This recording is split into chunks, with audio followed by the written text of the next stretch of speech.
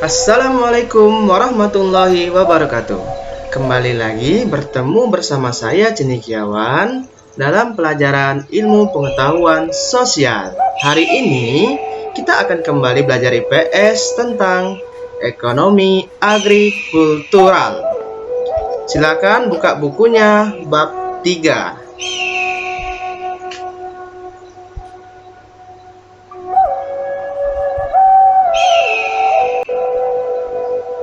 Untuk dapat bersaing dalam perdagangan internasional, kita harus tahu potensi apa yang dimiliki oleh negara kita. Pada pertemuan sebelumnya, kita telah membahas potensi maritim Indonesia. Ternyata, tidak hanya memiliki wilayah laut yang luas, Indonesia juga memiliki tanah yang sangat subur. Tentu, ini bisa menjadi potensi bagi negara kita. Bagaimana cara pemanfaatan potensi tersebut? Mari kita pelajari secara bersama-sama.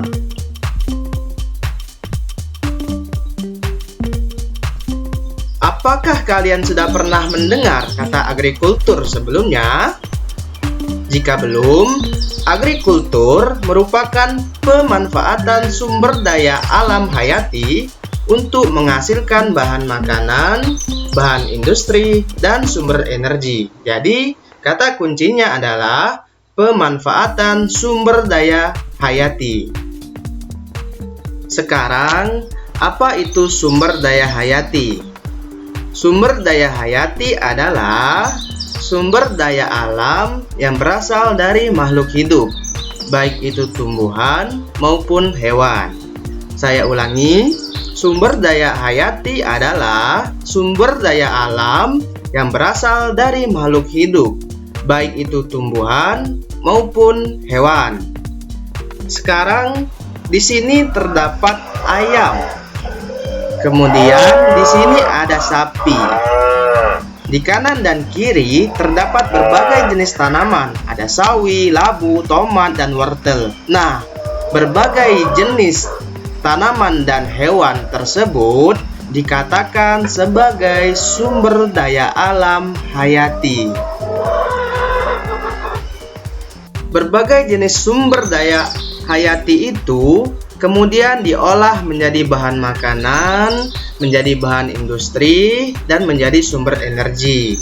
Itulah yang disebut dengan agrikultur.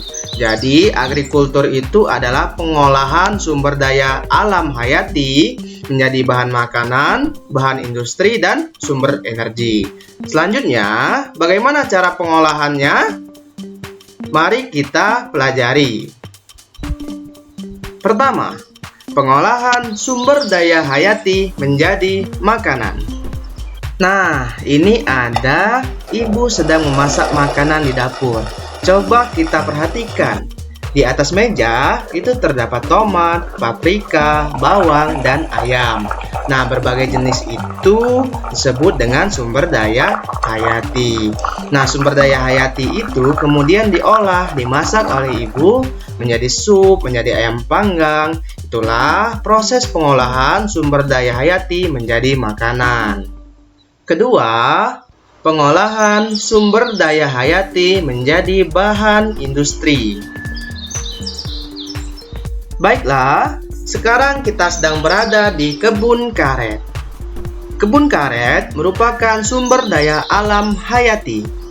Karet ini menghasilkan getah karet. Biasanya di bawah sini dikasih mangkuk untuk menadah getah. Getah itu diambil, kemudian dibawa menggunakan mobil. Getah karet merupakan bahan baku pembuat ban, baik itu ban mobil maupun ban motor. Karet yang dibawa dari kebun tadi itu diangkut menggunakan mobil. Mobil itu berangkat menuju pabrik ban. Nah, di dalam pabrik ini getah karet kemudian diolah menjadi ban. Ini adalah proses pembuatan ban di dalam pabrik. Ban ini bahan bakunya dari getah karet. Getah karet adalah sumber daya alam hayati. Kemudian di dalam pabrik diolah menjadi bahan industri. Berupa apa? Berupa ban mobil dan bisa juga ban motor. Ketiga, pengolahan sumber daya hayati menjadi sumber energi. Nah, ini adalah peternakan sapi. Peternakan sapi merupakan sumber daya alam hayati. Sapi adalah sumber daya alam hayati. Nah, di atas ini ada sapi. Sapi ini kemudian dikasih makan. Setelah dikasih makan, dia akan mengeluarkan kotoran. Kotoran sapi tersebut kemudian difermentasi.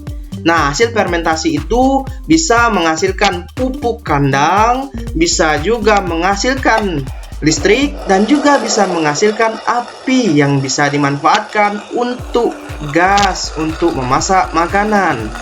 Nah, ini adalah proses pengolahan sumber daya alam hayati menjadi sumber energi. Ternyata tidak hanya dapat diolah menjadi berbagai jenis barang dan makanan saja. Hasil olahan dari sumber daya hayati juga dapat dijual. Kemudian kita akan mendapatkan uang. Itulah yang disebut dengan ekonomi agrikultural. Nah, perhatikan. Sapi tadi kemudian diambil susunya. Susu sapi tadi bisa diolah menjadi makanan, menjadi keju, kemudian susunya bisa menjadi susu kemasan. Nah, hasilnya keju dan susu itu bisa dijual. Dengan menjual susu dan keju, kita akan mendapatkan uang. Itu adalah contoh dari ekonomi agrikultural. Selain itu, sapi yang termasuk sumber daya alam hayati itu juga diolah menjadi makanan. Dagingnya diambil menjadi makanan. Kemudian daging sapi diolah menjadi bakso, diolah menjadi sosis. Nah, berbagai jenis olahan makanan dari daging sapi bisa dijual dan menghasilkan uang. Atau kulit sapi diambil untuk diolah menjadi tas, diolah menjadi sepatu, diolah menjadi jaket. Kemudian barang-barang tersebut kita jual.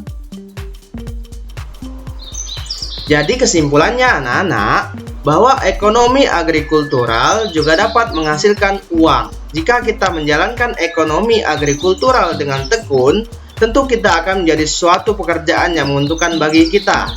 Pada zaman sekarang, pekerjaan itu tidak hanya menjadi dokter, menjadi tentara, menjadi pilot, dan tenaga profesional lain. Tetapi, menjadi seorang pengusaha, contohnya pada bidang agrikultur, kalian bisa menjadi seorang yang sukses.